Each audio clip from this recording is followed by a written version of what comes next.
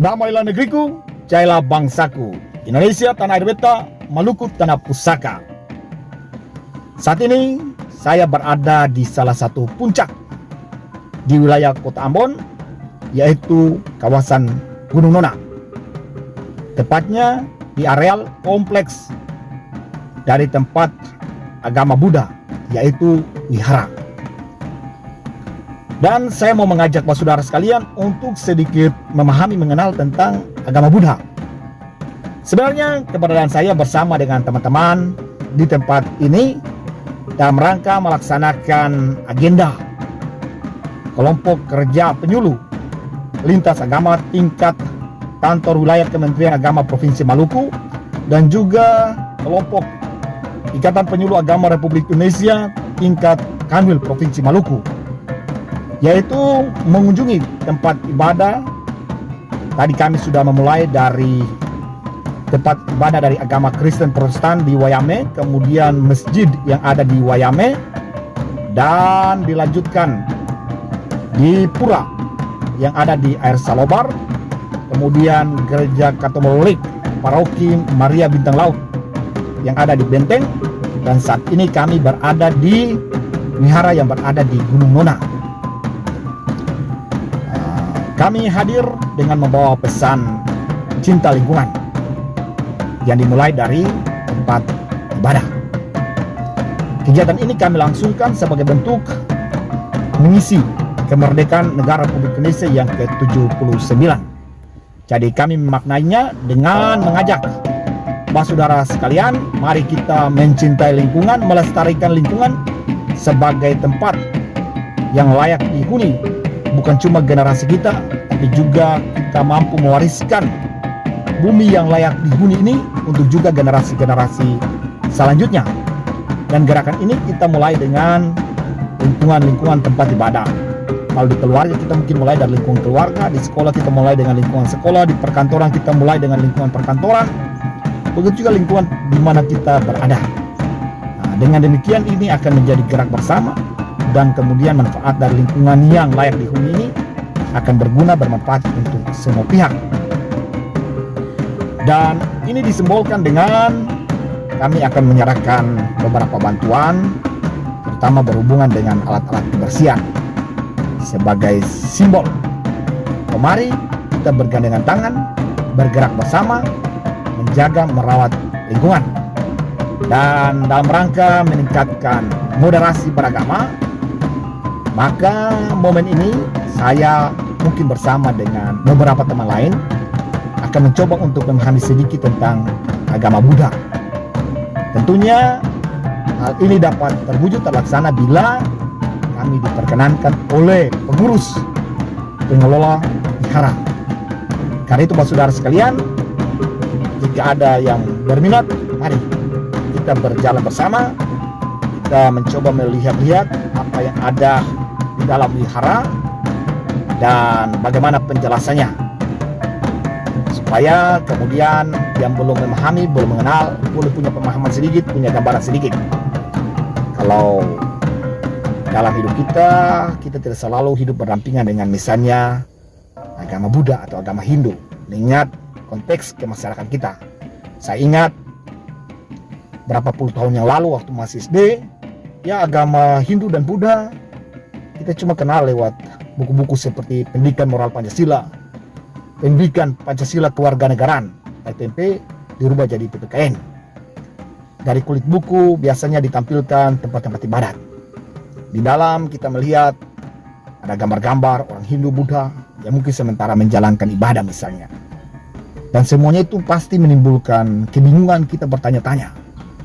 Nah, maka kebingungan-kebingungan ini, saudara sekalian, boleh terjawab dengan penjelasan-penjelasan yang akan kita dengar, kita ikuti dari saudara kita yang beragama Buddha. Ayo, mari kita jalan bersama, ikutilah saya dalam tayangan ini. Semoga kerukunan kita terus ditingkatkan melalui saling memahami dan mengerti satu dengan yang lain. Salam moderasi. Tampak Teluk Pulau Ambon Wihara ini berada di dataran yang tinggi, yaitu di kawasan Gunung Nona, sehingga kita dapat memandang ke arah kota Ambon. Dan ini gerbang utama, kita akan masuk melaluinya. Dan ini pekarangan di dalam areal wihara.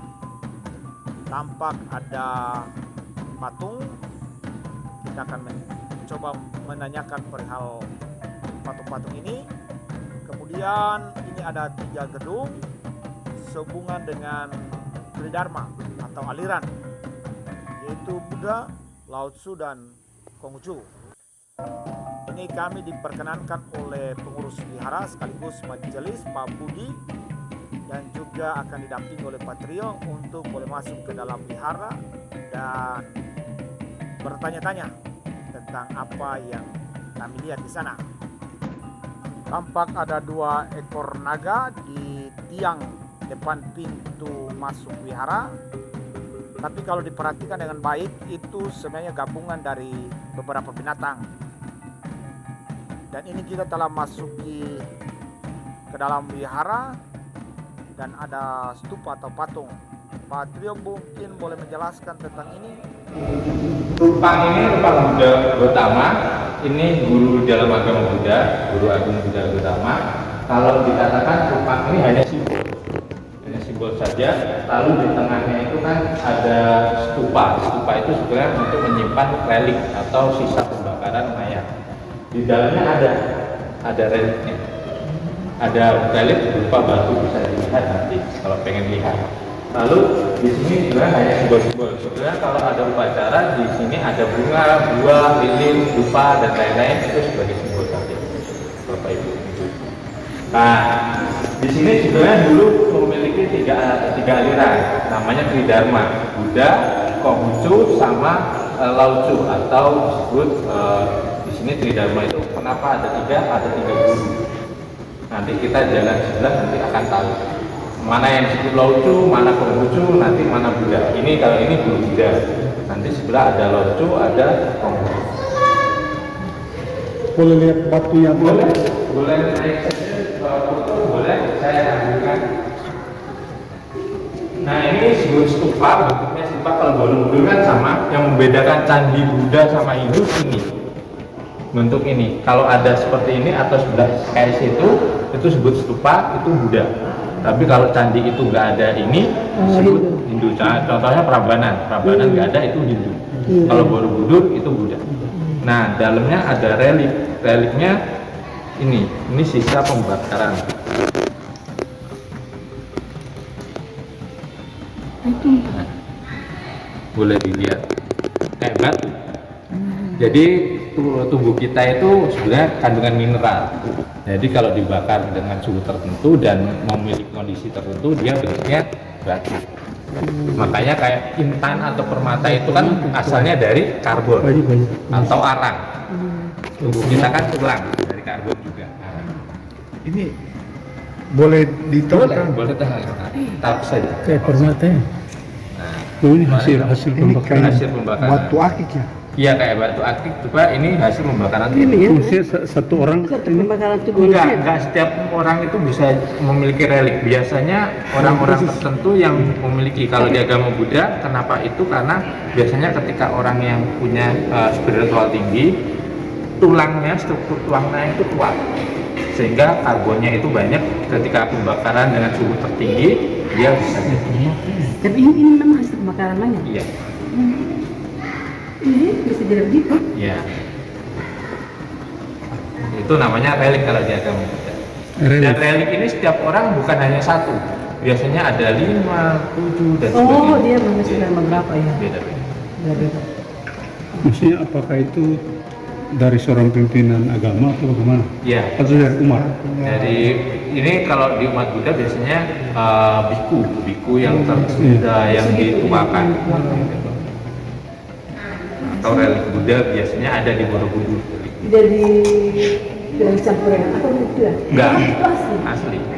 Bisa menjual. Ya, nanti kalau bisa lihat searching di YouTube itu ada. Ketika mayat dibakar nanti langsung ada batunya. Jadi memang asli langsung. Asli. Oh di sini ada tempat ini apa ya? Pembakaran. Pembakaran apa istilahnya? Kalau patung ini buat di sini. Ini langsung dibuat diukir di sini. Jadi bukan patung diangkat, bukan, tapi langsung diukir di sini. Ini sudah mengalami beberapa renovasi. Terakhir kemarin di bulan 5 kalau tidak salah. Terakhir. Tergantung orang. Kita nggak bisa. Tapi biasanya yang unik itu tubuh manusia dengan hewan itu ketika dibakar, tubuh manusia itu ketika pakai baju atau apa itu abunya misah. Abu kayu sama abu itu misah. Jadi kalau kita pernah ikut kremasi, kita akan tahu karena tubuh manusia itu paling lama dibakar adalah hati. Hati jantung itu lama, dia nyala terus karena mengandung minyak. Nah setelah dingin semua nanti kelihatan misah. Jadi ketika mati itu biasanya dipisah antara abu kayu sama abu orang itu bisa. Jadi kalau yang batu tadi itu hasil Pembakaran. Murni. Jadi minyak jadi tidak tahu dari organ tubuh ya. Kalau kita secara kimia dari tulang sebenarnya. Oke. Tapi nggak tahu tulang yang mana ini. Tapi nggak semua manusia ya? Tergantung tingkatan. Tergantung sebenarnya kalau dia agama Buddha kan tadi spiritual tadi. Ketika kita bisa mengolah Spiritualnya ya, tingkat spiritual. Kita ke ya, Kita foto-foto dulu. Kita foto dulu. Di dalam gedung ini kita melihat ada stupa Sang Buddha Siddhartha Gautama, dan selanjutnya kita ke gedung yang di tengah ini. Ada 3 gedung, yaitu yang berhubungan dengan Lao Tzu.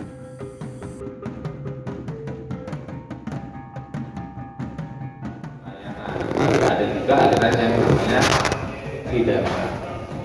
Nah, Tridharma itu ada 3 guru Buddha, guru Konghucu, guru Lao Tzu atau Taoisme. Nah, kalau ini masuk ke Taoisme. Taoisme itu percaya dewa-dewa. Kalau kelenteng-kelenteng itu Taoisme sebetulnya. Tahu karena percaya dewa dan alam.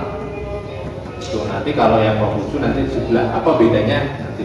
Ini Taoisme, dia percaya dewa-dewa. Ini salah satunya kalau di film Sugokong oleh suara. Nah ini, jadi beliau ini dipercaya sebagai ibu dari semuanya. Jadi kalau Yang Sugokong ada sini. oh enggak ada. Sugokong itu hanya simbol saja. Iya. Nah itu, nah ini sebenarnya satu cuma kan ini dari umat yang punya Kupang. Kalau bilangnya kan patung itu Kupang itu sudah tidak dirawat di sana. Biasanya kalau yang kesini itu mereka yang pengen keluarganya damai, hidupnya damai, biasanya kesini karena Ketika Dewi Kuang Yin, panik Ya. atau Awakereswara. oh itu. Biasanya kayak gitu. Kalau di sini biasanya ibadahnya menggunakan bahasa Mandarin dan Sanskerta. Kalau yang di sebelah Pali ya. Yang di sebelah sana Pali, kalau di sini Mandarin dan Sanskerta. Nah, ini kan sebenarnya lagu.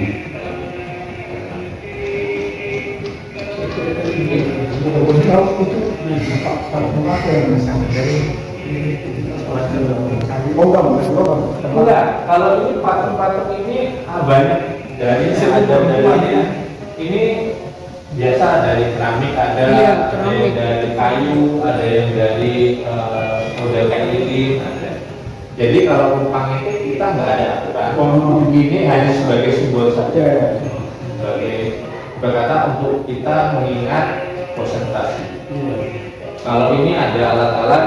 Kalau biasanya kalau yang kesini pengen keluarganya, oh saya pengen minta petunjuk nih keluarga saya nanti ke depannya gimana. Sebelum kita nasihat ketika ada masalah pakai ini.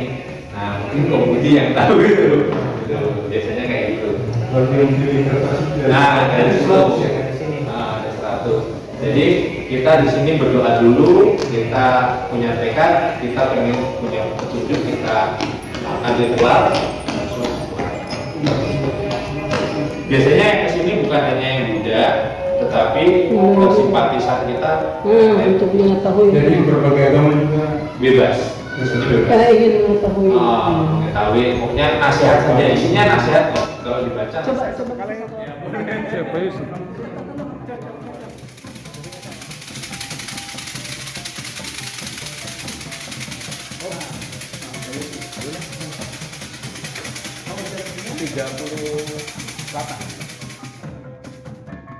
Selanjutnya kita akan beranjak ke gedung yang ketiga, yaitu aliran Konfusius. Bagaimana penjelasannya tentang aliran ini? Mari kita mendengar penjelasan dari Patrio. Kalau Konghucu ini sebetulnya nggak terlalu ke arah ke dewa-dewa. Konghucu hanya ke Nabi Konghucu, dan beliau ini biasanya ajarannya tentang filsafat dan tentang bakti ke orang tua, bakti ke guru dan lain-lain. Ini Konghucu. Nah, yang bedakan dengan Tao apa? Yang Tao tadi di sana ada dewa untuk cinta kasih, di sini ada Manco ini untuk yang punya usaha di laut. Nah, ini ada dewa bumi.